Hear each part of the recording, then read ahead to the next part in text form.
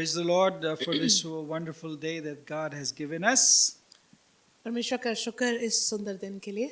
Last week we celebrated the Pentecost Sunday. पिछले हफ्ते हमने पेंतिकोस्त का इतवार मनाया। But as I said, Pentecost is not just a one-day event. और जैसा मैंने आपसे बोला था कि पेंतिकोस्त जो है वो केवल एक दिन की घटना नहीं है। It is not a one-day event that happened one day only in the upper room in Jerusalem.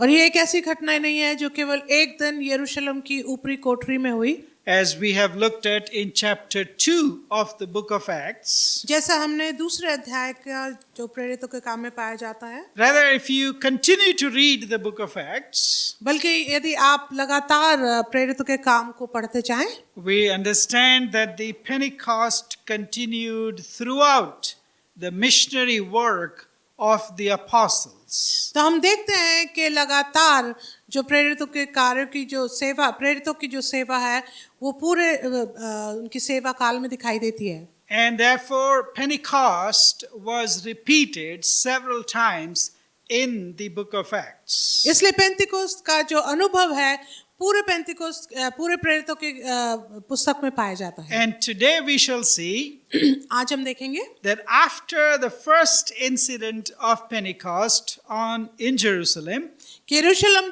जो प्रथम बार यरूशलेम में पेंतिकोस्त का अनुभव पाया गया, this time Pentecost went out of Jerusalem. इस समय पेंतिकोस्त जो है वो यरूशलेम के बाहर देखा गया। And by going out and doing all the things that happened on the day of Pentecost in Jerusalem, what it means for us today. और उस अनुभव को लेकर जब बाहर निकले तब पता पड़ता है कि हमारे लिए पेंतिकोस्त का अनुभव का क्या अर्थ है। So from today's text we learn इसलिए आज के जो संदर्भ है उसमें हम ये सीखेंगे that Pentecost also means persecution and mission. पेंतिकोस्त का अर्थ ये भी है सताव और सेवा।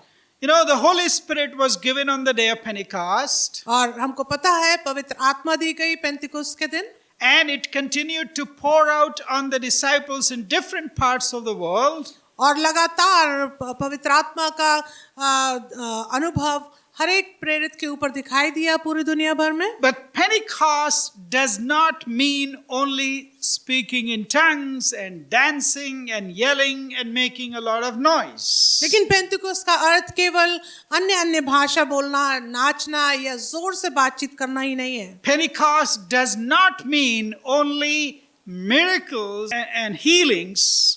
और पेंतिकोस्त का केवल ये भी अर्थ नहीं कि केवल आश्चर्य कर्म और चंगाई होना। But it is very clear in the book of Acts लेकिन ये बिल्कुल स्पष्ट है प्रेरितों की पुस्तक में that Pentecost also leads to persecution. कि पेंतिकोस्त का जो अनुभव है उससे सताव भी मिलता है। And persecution leads to mission. और जब सताव होता है तो उससे सेवा होती है। If we say we have received the Holy Spirit, यदि हम कहते हैं हमने पवित्र आत्मा पाई है, if we claim that we have had the experience of Pentecost, और यदि हम कहते हैं कि हमें अनुभव हुआ है पेंतिकोस्त का, and if it is only limited to us speaking in tongues or singing and praising and noise making, और यदि वो केवल इसी बात में सीमित है कि हम अन्य भाषा बोलें और अपने आप में गाना गाएं, चिल्लाएं और दूसरी बातें करें, then we have limited ourselves to understanding Pentecost, तो हमने अपनी जो समझ है पेंतिकोस्त की उसको बहुत ही सीमित कर दिया, which in the Word of God जो कि पवित्र शास्त्र में हमको बताया गया, clearly shows that it leads to persecution. जबकि पवित्र शास्त्र में हमको बताया गया कि पेंतिकोस्त के द्वारा सताव आता है। The second incidence of Pentecost is found और हम देखते हैं कि जो दूसरी घटना है पेंतिकोस्त की वो पाई जाती है in the Acts of the Apostles chapter 8, और पाई जाती है प्रेरितों के काम उसके 8वें अध्याय में। and we shall read from verse 4 to 24. और आप मेरे साथ निकाल लें 8वां अध्याय उसकी 4थी आयत से 24 आयत तक। If somebody can help us read one slide at a time, that will be great. और यदि कोई मदद करना चाहेगा एक साइड के अनुसार तो बड़ा अच्छा होगा। All right, may the Lord add his blessings to the reading and hearing of his powerful word. परमेश्वर अपने वचन के सामर्थी वचन के पढ़े और सुने जाने पे आशीष दे। Now, if we go back to chapter 2 that we read last week, यदि अब हम वापस जाएं प्रेरितों के काम दूसरे अध्याय में जो हमने पिछले हफ्ते देखा था, and chapter 2 and verse 1 says, when the day of Pentecost has arrived, और दूसरे अध्याय की पहली आयत में लिखा जब पेंतिकोस्त का दिन आया, so these people had received the Holy Spirit, और इन लोगों ने पवित्र आत्मा पाई। and after receiving the Holy Spirit, पवित्र आत्मा पाने के बाद they were persecuted.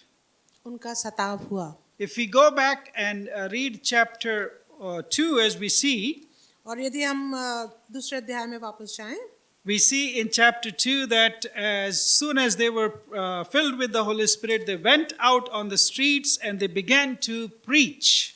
और हम देखते हैं कि जैसे ही उन्होंने पवित्र आत्मा पाया तो वो बाहर निकले और सड़कों पर जाकर प्रचार करने लगे। And in chapter 3, तीसरे अध्याय में we find that John and Peter, these two apostles, they went out and they began to go and heal people, whoever they found they were sick. और तीसरे अध्याय में हम देखते हैं पतरस और यूहन्ना जब सेवा करने के लिए बाहर निकलते थे तो वो लोगों को चंगाई प्रदान होती थी जो बीमार थे। A lame beggar was healed in chapter 3. और एक भिखारी जो जिसका शरीर ठीक नहीं था वो चंगा हुआ। So in chapter 4, चौथे अध्याय में Peter and John, who healed this beggar at the temple, और पतरस और यूहन्ना ने जब इस बेगर को चंगाई दी मंदिर पे, they both were arrested.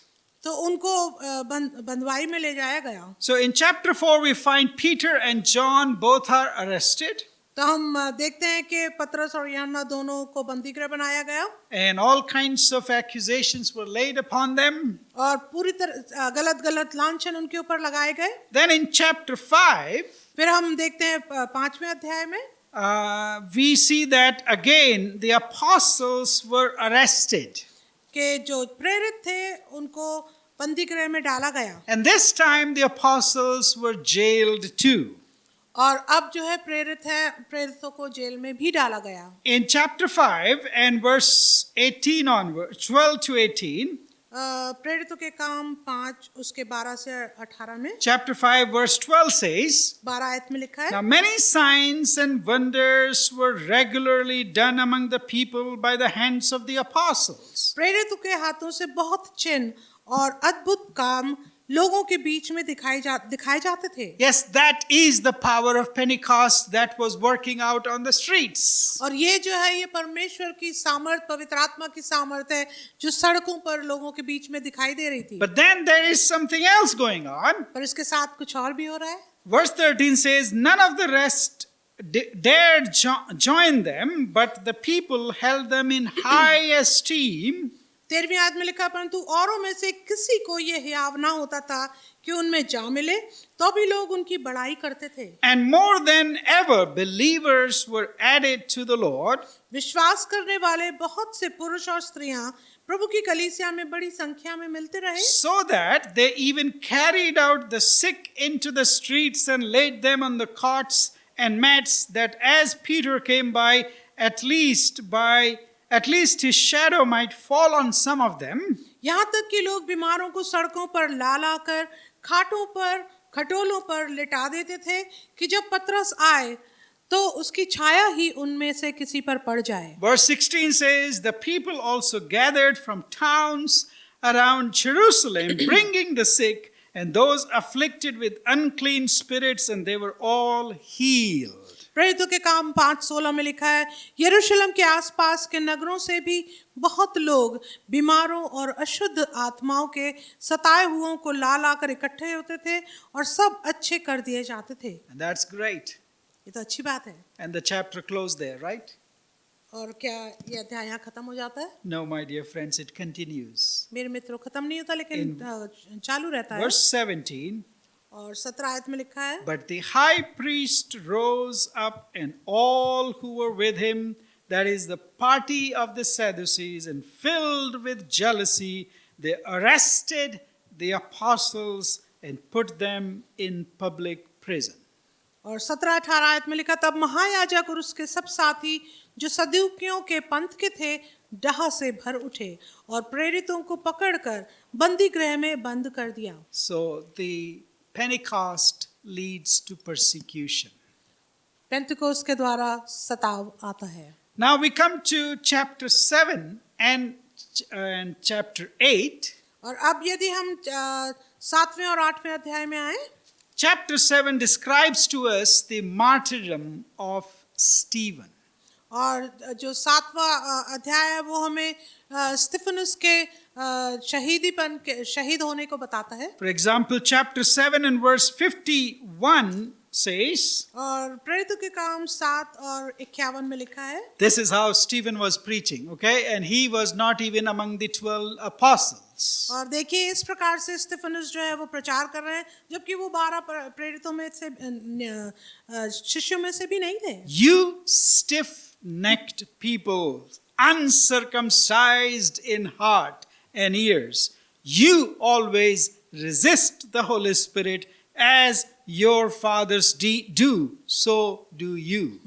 हे हठीले और मन और कान के खतना रहित लोगों, तुम सदा पवित्र आत्मा के विरोध करते रहे हो, जैसे तुम्हारे बाप दादा करते थे वैसे ही तुम भी करते हो। Which of the prophets did your fathers not persecute? भविष्यवक्ताओं में से किसको तुम्हारे बाप दादों ने नहीं सताया? And they killed those who announced beforehand the coming of the righteous one whom you have now betrayed and murdered.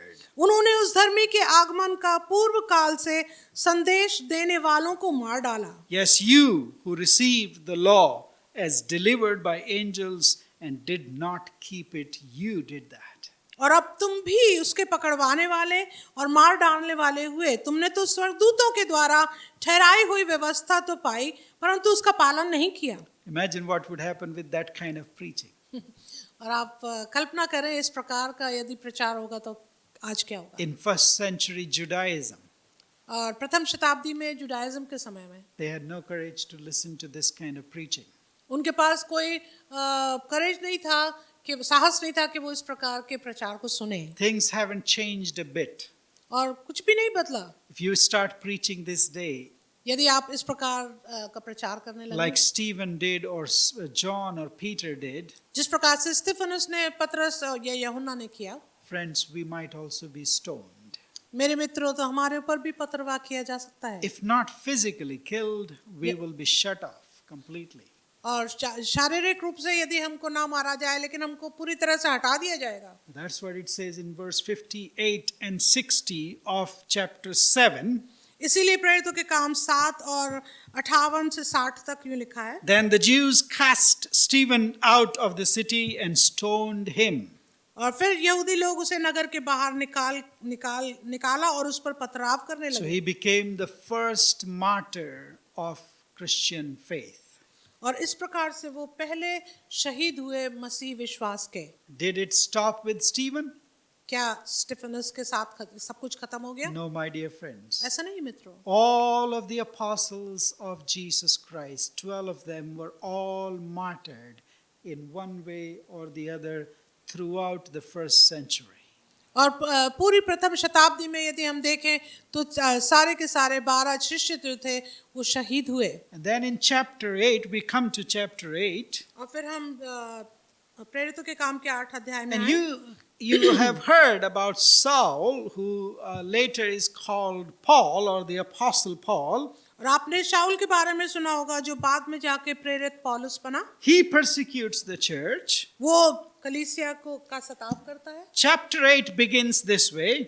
और 8वें अध्याय की शुरुआत ऐसी होती है। And Saul approved of Stephen's execution, and there arose on that day a great persecution against the church in Jerusalem, and they were all scattered throughout the regions of Judea and Samaria except the apostles. और शाऊल जो था वो स्तिफनुस के वध से सहमत था और उसी दिन यरूशलेम की कलीसिया पर बड़ा उपद्रव आरंभ हुआ और प्रेरितों को छोड़ सब के सब यहूदिया और सामरिया देशों में तितर बितर हो गए। So, secondly, दूसरी बात, Pentecost also leads to dispersion of the church and the believers. और जो पेंतिकोस्त है उसके द्वारा लोग जो विश्वासी हैं वो भी तितर बितर हो जाते हैं। And you see, there is a sequence even in the dispersion, the scattering of the church. और एक तरह से आप एक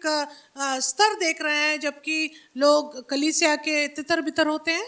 That day, the severe persecution arose against the church in Jerusalem first. और हम देखते हैं कि जब सताव शुरू हुआ तो पहले यरूशलेम में हुआ And all except the apostles were scattered. और सारे विश्वासी प्रेरितों को छोड़कर तितर बितर हो गए Throughout the countryside of Judea, that is in the southern part of Jerusalem and our surrounding areas. जो यहूदिया में भी फैल गए। And then thirdly it says, and Samaria. और तीसरी जगह हम देखते हैं Samaria. So the 12 apostles remained in Jerusalem. और इसलिए हम देखते हैं कि 12 जो प्रेरित हैं वो तो यरूशलेम में रह गए। And the rest of the disciples, there were thousands of them, because on the very first day, on the day of Pentecost, at least 3,000 people and later 5,000 people were added to the church. और बाकी लोग जो विश्वासी थे, जो हमने देखा जब पवित्र आत्मा उतरा था और जब प्रचार किया गया तो 3,000 और उससे भी ज्यादा लोग प्रभु यीशु मसीह के शिष्य बन गए। तो वो सारे तितर बितर हो गए यहूदिया में और सामरिया में। Now we know some of them, they are mentioned in the book of Acts. What did they do? हमको कुछ के विषय में मालूम है जिनका नाम दिया गया कि उन्होंने क्या किया। Who went out of Jerusalem. जो यरूशलेम के बाहर गए। And one of them is और उनमें से एक है Philip. Philip. So thirdly we see that Pentecost leads to mission in Samaria. और तीसरी बात हम देखते हैं कि पेंतिकोस्त के द्वारा सेवा शुरुआत होती है सेवा की समारिया में। Now it says in chapter 8 8वें अध्याय में and verse 4 onwards. चौथी आयत से आगे। Now those who were scattered जो तितर बितर हुए थे went about preaching the word. वे सुसमाचार सुनाते हुए फिरे। And I like the phrase that Michael Green, one of the scholars who writes, they went about gossiping the gospel wherever they went. और मुझे अच्छा लगता है जब मैं याद करता हूँ माइकल ग्रीन के विषय में, जिन्होंने बहुत सुंदर तरीके से बताया था कि वो जैसे गपशप कर रहे हैं लेकिन सुसमाचार के विषय में। Everywhere these disciples were dispersed, जहाँ भी ये शागिर्द तितर बितर हुए, they went about gossiping only the gospel. और वो केवल गॉसिप करते रहे किस विषय में? सुसमाचार के विषय में। That is how the churches were planted around all of Israel, in Judea, in Samaria, in in Antioch, as we will see in the book of Acts, and then ultimately Paul took the gospel outside the boundaries of Israel.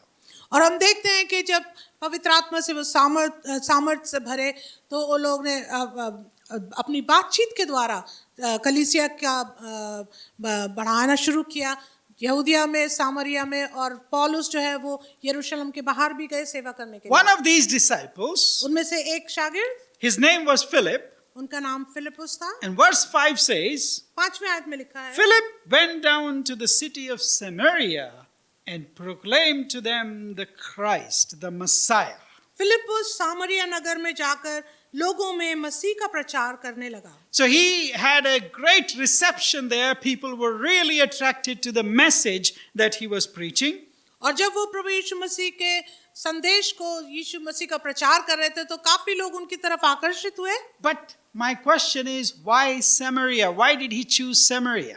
तो मेरा सवाल ये है कि सामरिया क्यों उसने सामरिया को चुना? Because it has a historical background to it. क्योंकि इसका एक बड़ा ऐतिहासिक संदर्भ है। There were socio-cultural differences between the Jewish people and the Samaritans. क्योंकि उनमें काफी भिन्नताएं थी सामाजिक और संस्कारों के को लेकर यहूदियों और सामरियों के बीच में। The Jews of Jesus' time despised the Samaritans as being socially and racially inferior people to them. और जो यीशु मसीह के समय के जो यहूदी लोग थे वो सामरियों को अपने आप से नीचे ओहदे वाला मानते थे There were also religious differences, और उनमें रिलीजियस फर्क भी था even though they came from the same people. जबकि वो उन्हीं में से निकले थे But the Jews did not allow the Samaritans to worship in the temple in Jerusalem. और धार्मिक भेदभाव होने के नाते ये यहूदी लोग जो है सामरियों को अपने मंदिर में नहीं आने देते But थे whatever the differences, लेकिन कोई भी भिन्नताएं क्यों ना हो somehow the Spirit of God, किसी तरह से पवित्र आत्मा ने परमेश्वर की आत्मा ने the Spirit of Pentecost, पवित्र आत्मा पेंतिकोस्त की आत्मा ने leads Philip, a Jew, जो यहूदी है फिलिप्पुस उसकी अगुवाई करते हैं to Samaria. उनको सामरिया ले जाने के लिए He just did not choose Samaria, उनने केवल अपने आप यूं ही नहीं चुन लिया but था it सामरिया was को a fulfillment of Jesus' Pentecost prophecy. आमीन। लेकिन ये जो प्रभु यीशु मसीह के लिए जो भविष्यवाणी की गई थी पेंतिकोस्त के लिए In the book of Acts, chapter 1, और प्रेरितों के काम पहले अध्याय में this is what Jesus says from verses 6 to 8. और ये जो यीशु कहते हैं 6 से 8 में पहले अध्याय के After his resurrection, अपने जी उठने के बाद when they had come together, जब वे इकट्ठे हुए they asked Jesus, Lord, will you at this time restore the kingdom to Israel? तो उन्होंने यीशु से पूछा है प्रभु क्या तू इसी समय इस्राएल को राज्य फेर देगा Now, that's a very fair question. और ये बिल्कुल अच्छा सवाल है They were told that Jesus was bringing the kingdom, उनको बताया गया था कि यीशु राज्य करेगा but instead of answering them directly about the kingdom, listen very carefully how Jesus responds to this question. तो सीधे से इस सवाल का जवाब देने के लिए आप देखें कि प्रभु यीशु मसीह कैसे जवाब देते हैं उनके Chapter सवाल 1 का and verse 7. पहले अध्याय की 7वीं आयत को Jesus said to them, यीशु ने उनसे कहा It is not for you to know times and seasons that the Father has fixed by his own authority. और प्रभु यीशु मसीह ने उनसे कहा उन समयों या कालों को जानना जिनको पिता ने अपने ही अधिकार में रखा है तुम्हारा काम नहीं Even after 2000 years, my dear friends, मेरे मित्रों 2000 सालों के बाद भी people don't understand this simple statement. लोगों को ये साधारण वाक्य समझ में नहीं आता It is not for you and me to find out the times and the seasons that the Father only has fixed. और ये बिल्कुल स्पष्ट लिखा है ये समयों या कालों को जानना जिनको पिता ने अपने ही अधिकार में रखा है तुम्हारा काम नहीं है But every year, लेकिन हर साल you hear some people, आप सुनेंगे कि कुछ लोग they will fix a time. वो एक समय को निश्चित कर लेते They will हैं fix a year. एक साल को निश्चित They कर will लेते हैं fix even a month and a date. वो एक महीने को और एक तारीख को भी निर्धारित कर लेते हैं Recently, I think there was some celestial event, and so they picked up and said, okay, the rapture is going to happen. I think it was April or May, April 28 or something. They fixed the rapture is going to happen.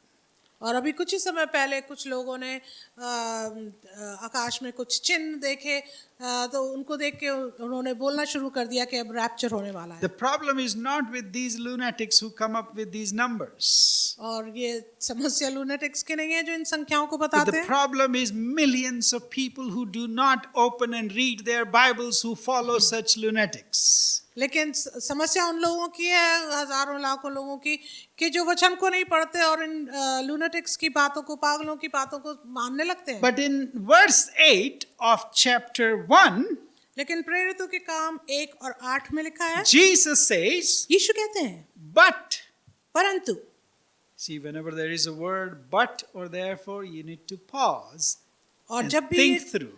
भी ये शब्द लेकिन या इसलिए जब आता है तो आपको रुकना चाहिए और सोचना चाहिए So when people are asking, when are you going to restore the kingdom? Whenever is Jesus Christ coming back? Whenever is the rapture going to happen? इसलिए जब इन प्रकार के सवालों को लोग करते हैं कि रैप्चर कब होगा प्रभु यीशु कब आएंगे Jesus says, don't you worry about that. यीशु कहते हैं कि इन बातों की चिंता मत करो Instead, बल्कि but I tell you that you will receive power परंतु मैं तुमसे कहता हूं कि तुम सामर्थ पाओगे when the Holy Spirit has come upon you, जब पवित्र आत्मा तुम पर आएगा and you will be what? और तुम क्या होगे? My witnesses. तुम मेरे गवाह होगे। Where? कहाँ? In Jerusalem, यरूशलेम में, in all of Judea पूरे सामरिया में, and Samaria, सामरिया में, and to the ends of the earth. और पृथ्वी की छोर तक। You and I are to be bothered about the power of the Holy Spirit instead of spending our time and energy on finding out the dates Amen. of a rapture or the coming of the Lord Jesus Christ. इसलिए जो हमारी चिंता है वो परमेश्वर की सामर्थ पर होनी चाहिए और उसके सेवा करने के लिए, गवाह होने के लिए होनी चाहिए, बजाय इसके कि हम तारीख और दिन और साल और महीना ढूंढे। If you don't have the power of the Holy Spirit, यदि आपके पास पवित्र आत्मा की सामर्थ नहीं है, Jesus, but you shall receive power of the Amen. Holy Spirit. तो यीशु कहते हैं कि तुम पवित्र आत्मा की सामर्थ पाओगे। And how do you know that it has come upon you? तुम्हें कैसे पता होगा कि तुम्हारे ऊपर पवित्र आत्मा की सामर्थ आई It है? will automatically make you my witnesses. कि वो तुमको अपने आप ही मेरे गवाह And बनाएगा। where will that happen? और कहाँ पे होगा? It will happen first in Jerusalem. सबसे पहले ये यरूशलेम में होगा। It already happened in Jerusalem as we looked last week in chapter 2. Amen. और ये यरूशलेम में शुरू हो चुका जबकि हमने पिछले अध्याय में दूसरे अध्याय में देखा था। And in the rest of the chapters we saw that it happened in the rest of Judea where the disciples went and proclaimed the gospel. और उसके आने वाले अध्याय में हमने देखा कि यहूदिया में भी इस प्रकार हुआ जहाँ पे शागिर्द गए। Now the third place that Jesus has mentioned तीसरी जगह जो यीशु ने बताई हमें is Samaria. वो सामरिया है। And that's how Philip landed in Samaria, guided by the Spirit Amen. and led and fulfilling the prophecy of our Lord Jesus Christ. आमीन। और इसी प्रकार से फिलिपुस जो है वो सामरिया में हमको दिखाई देते हैं क्योंकि पवित्र आत्मा की सामर्थ से वहाँ भेजे गए। It was a huge step of crossing the boundaries for Philip. आमीन। ये बहुत ही बड़ा कदम था फिलिपुस के लिए जब उन्होंने इस सीमा को लांघा। Remember, there were ethnic boundaries. These people considered themselves as Jewish people and they would not have any association with the Samaritans. और आपको मालूम होगा यहूदी लोग जो है वो अपने आप को बड़ा ऊंचे स्तर का मानते थे और वो किसी प्रकार से सामरियों के साथ मिलना जुलना नहीं चाहते थे। When Jesus told a parable of the good Samaritan, जब प्रभु यीशु मसीह ने एक अच्छे नेक सामरी के विषय में बताया Jesus दृष्टांत, was teaching his disciples to cross boundaries. Amen. तो प्रभु यीशु मसीह शिक्षा दे रहे थे अपने शिष्यों को कि तुम्हें सीमाओं को लांघना है। In John chapter 4, यूहन्ना 4 में when Jesus is having a conversation, a deeper theological conversation with a Samaritan woman, और यूहन्ना 4 में जब प्रभु यीशु मसीह एक बहुत ही गहरी वार्तालाप एक सामरी स्त्री के साथ कर रहे हैं, the longest conversation that he had with anybody in the New Testament, सबसे लंबी वार्तालाप जो नए नियम में प्रभु यीशु मसीह के द्वारा हुई, he was practically showing his disciples वो दिखा रहे थे अपने शिष्यों को that this gospel that he is preaching कि ये जो सुसमाचार वो प्रचार कर रहे हैं, must help us cross boundaries. Amen. उससे हमको जो सेवा हमको दी गई है उससे हमको सीमाओं को लांघना है। So it is very important, my dear friends, in the history of the gospel preaching around the world, इसलिए मेरे मित्रों ये बहुत जरूरी है हमको समझने के लिए जब हम सुसमाचार को पूरी दुनिया भर में फैलाते हैं that when Philip brought the gospel to the Samaritans, कि जब फिलिपुस सामरिया में सामरी लोगों के बीच में सुसमाचार लाए, it was telling us that this gospel must be taken to Amen. every boundary, every ethnic, Amen. cultural, racial, linguistic boundaries we must cross with the gospel of Hallelujah. Jesus Christ. ये हमें इस बात की शिक्षा दे रही है कि हमें हर एक सीमा को, चाहे वो भाषा का हो, चाहे किसी के शरीर के रंग का हो, किसी भी बात का हो, हमें उसको लांघना है सुसमाचार को Friends, लेकर। even after 2000 years of the happening of this incident, मेरे मित्रों इस घटना के होने के 2000 वर्ष बाद भी we still have many nations. कई राष्ट्र अभी ऐसे हैं, We still have many linguistic boundaries to cross. हमारे पास अभी भी बहुत सी भाषाओं की सीमाएं हैं जो हमें We still have मांगनी है many cultural boundaries to cross. और बहुत सी सीमाएं हैं जो कल्चरल हैं जिन्हों हमें लांघना है। Many people are still closed for the gospel. बहुत से लोग जो हैं सुसमाचार के लिए अपने आप को बंद करे हुए हैं। Hundreds of languages today do not have the gospel written and available in their heart language. और बहुत सी ऐसी भाषाएं हैं जिनके लिए अनुवाद नहीं किया गया अभी तक वचन का। Rather than bothered about the second coming of Jesus Christ or fixing his dates, we should rather be following the mandate of Jesus Christ. बजाय इसके कि हम द्वितीय आगमन के लिए और प्रभु यीशु मसीह के दोबारा आगमन के लिए तारीखों को ढूंढे, हमें प्रभु यीशु मसीह के सुसमाचार को फैलाना है। Of crossing the boundaries and taking the gospel where it has not been proclaimed yet. Amen. और ऐसी जगहों पर हमें सुसमाचार को ले जाना है, सीमा को लांघकर, जहां पर अभी तक सुसमाचार को नहीं बताया Okay, गया। let's follow Philip in Samaria. और अब हम फिलिप्पुस के पीछे जाएं सामरिया में। So he is preaching the gospel. वो सुसमाचार प्रचार कर रहे There हैं is a huge response. और बड़ा अच्छा उनको प्रतिक्रिया मिल रही है। Many people are baptized. कई लोग बपतिस्मा पा रहे हैं। And then he meets a person called Simon. परंतु अब उनकी मुलाकात होती है एक पुरुष से जिसका नाम शिमोन है। Let's see the difference between the two. आइए हम इन दोनों में भिन्नताएं देखें। Do you know who Philip was? आपको मालूम है फिलिप्पुस कौन था? Before he became a missionary to Samaria. इससे पहले कि वो सामरिया में मिशनरी बनकर सेवा करता। Chapter 6 and verses 2 to 5. प्रेरितों के काम 6:2 से 5 में। And the 12 summoned the full number of the disciples and said, "It is not right that we should give up preaching the word of God to serve tables. Therefore, brothers, pick out from among you 7 men of good repute, full of the Spirit and of wisdom, whom we will appoint to this duty. But we will devote ourselves to prayer and to the ministry of the word." So the people that they appointed were, in verse 5, and what they said pleased the whole gathering, and they chose Stephen, a man full of faith and of the Holy Spirit, and Philip, and Prochorus, Nicanor, Timon, and Parmenas, and Nicholas, a proselyte of Antioch. These they set before the apostles, and they prayed, and they laid their hands on them. और अब छठे अध्याय में देखते हैं, तब उन 12 ने चेलों की मंडली को अपने पास बुलाकर कहा, ये ठीक नहीं कि हम परमेश्वर का वचन छोड़कर खिलाने पिलाने की सेवा में रहें। Basically, his resume said all the experience that he had was being a waiter.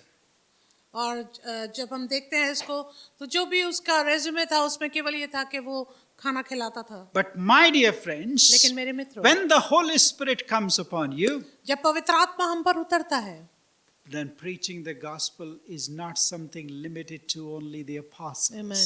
तो जो प्रचार है सुसमाचार का, वो केवल सीमित नहीं रहता है शागिर्दों के साथ या प्रेरितों के साथ। Whether you are a table server, चाहे आप टेबल पर सर्व करने वाले हो, like Stephen or Philip, चाहे वो फिलिप्पुस या सिमोन हो, whether you are busy only cleaning the rooms or being a janitor or being a teacher or being a nurse or being a doctor or an engineer or a theologian or anybody else, और यदि आप कुछ भी क्यों ना हो, चाहे आप छोटे-छोटे निम्न काम करते हो या आप डॉक्टर हो या नर्स हो, किसी प्रकार की आप सेवा करते हो, the Holy Spirit will lead you to proclaiming the word of God to others. Amen. पवित्र आत्मा जो है वो आपकी मदद करेगा कि आप सुसमाचार को लोगों तक पहुंचाएं। So he brings the gospel to Samaria.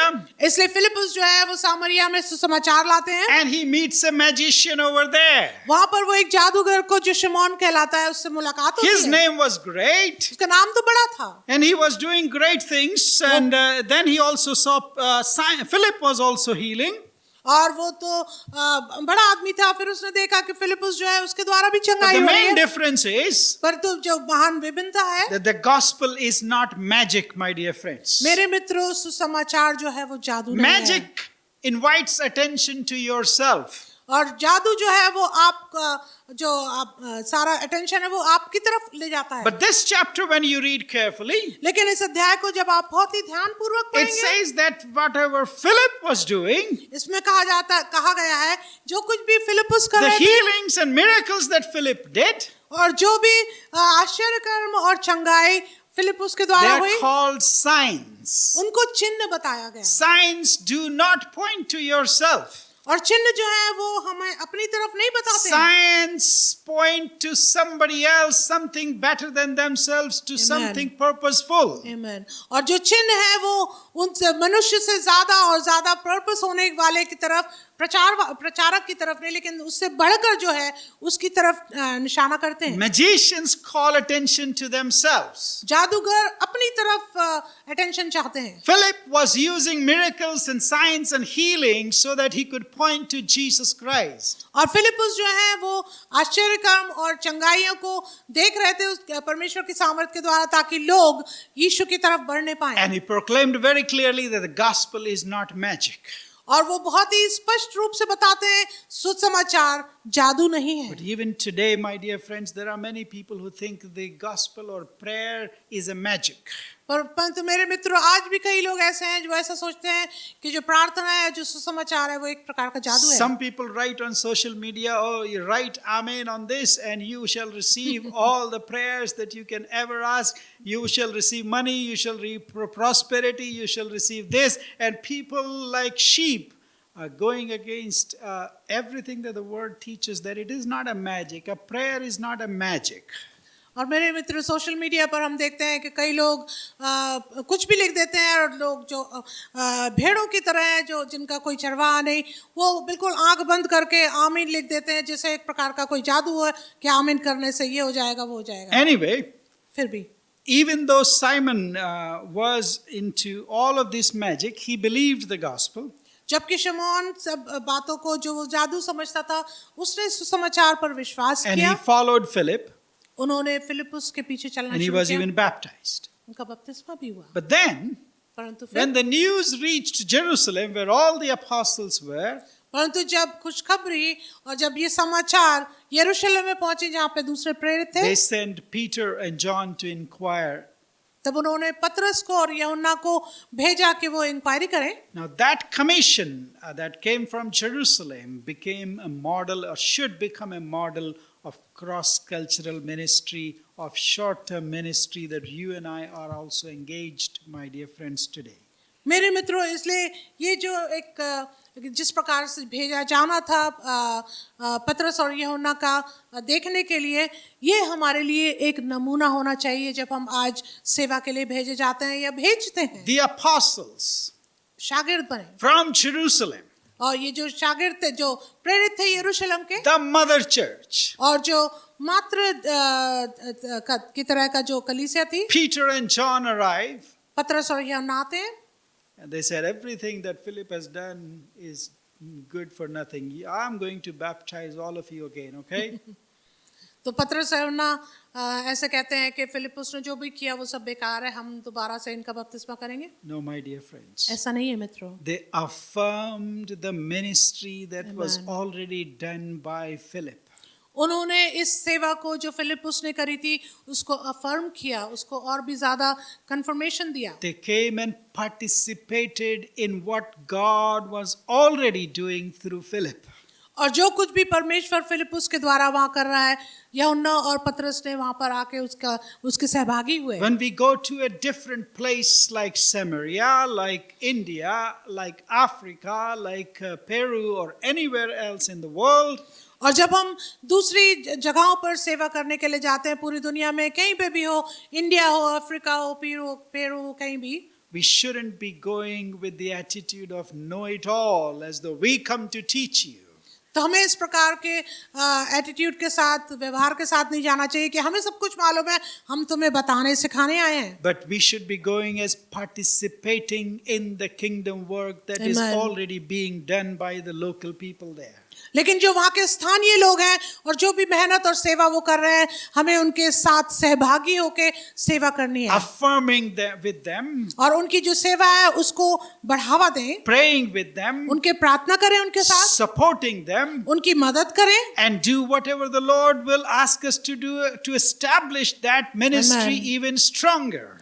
और जो कुछ भी परमेश्वर हमें सामर्थ देता है उसको करने के लिए और उस सेवा को और मजबूत करने के हम उनके सहभागी हों। And then last thing that I will close with. और जो आखिरी बात जिसके साथ मैं खत्म करूंगा, Now when they started praying for people, the Holy Spirit came upon them and they were all filled with the Holy Spirit. और जब वो सुसमाचार का प्रचार करते थे और प्रार्थना करते थे तो लोग चंगे होते थे, आश्चर्य कर्म होते थे और लोग बचाए जाते थे। Simon, who was a magician, शमौन जो पहले जादूगर था, he also got interested in this. Oh, that's a great, huge business opportunity, right? तो जो शमौन था वो शायद उसको अपना कार्य समझने लगा। He said, okay, give me this also power so that I will lay hands on people and they will receive the Holy Spirit. And he offered them money. और जो शमौन था वो कहने लगा मैं भी इस कार्य को कर सकता हूँ, तो मुझे पैसा दो और मैं इस कार्य को करूँगा। Peter and John clearly said the gospel is not for sale, my dear. पत्रस और यूहन्ना बिल्कुल स्पष्ट रीति से कहते हैं सुसमाचार सेल के लिए नहीं In है। the midst of persecution, और सताव के मध्य in the में midst of the dangerous time they were going through, और खतरनाक समय के मध्य में जबकि वो होकर गुजर रहे थे, still these people were not willing to sell the gospel. और फिर भी लोग जो थे वो सुसमाचार को बेचने के लिए नहीं थे वहाँ। We should be learning from them today, my dear friend, that the gospel is not magic and the gospel is never for sale. और मेरे मित्रों, हम इस बात को पूरी तरह से कंठस्थ कर लें कि जो सुसमाचार है ना वो जादू है और ना वो बेचने के लिए है। Simon was told clearly by the apostles शमौन को बिल्कुल साफ तरीके से बता दिया गया प्रेरितों के द्वारा that you need to repent. कि तुम्हें पश्चाताप करना है। And that is the last time we hear of Simon in the whole book of Acts. और इस पूरी पुस्तक में हम आखिरी बार शमौन के बारे में पढ़ते हैं। So my dear friends, इसलिए मेरे मित्रों, have you been filled with this Holy Spirit that Philip was preaching about and Peter and John were giving to the people? मेरे मित्रों, क्या आप ऐसी फिलिपुस के साथ सहभागी हैं जिसको पवित्र आत्मा मिली थी? क्या आप भी पवित्र आत्मा से भरे हुए And हैं? are you continually being filled with this Holy Spirit? क्या आप लगातार पवित्र आत्मा के द्वारा भरे जा रहे हैं? Are we sharing this gospel in words and in deeds to others so that they will understand it? क्या आप इस समाचार को लोगों के साथ बांट रहे हैं शब्दों में और कार्यों में, ताकि वो भी समझ सकें और उसकी आज्ञा का पालन कर सकें? May the Lord bless us through these words. परमेश्वर इन शब्दों के द्वारा हम सबको आशीष दे। Let's pray. आइए प्रार्थना करें। Gracious Father,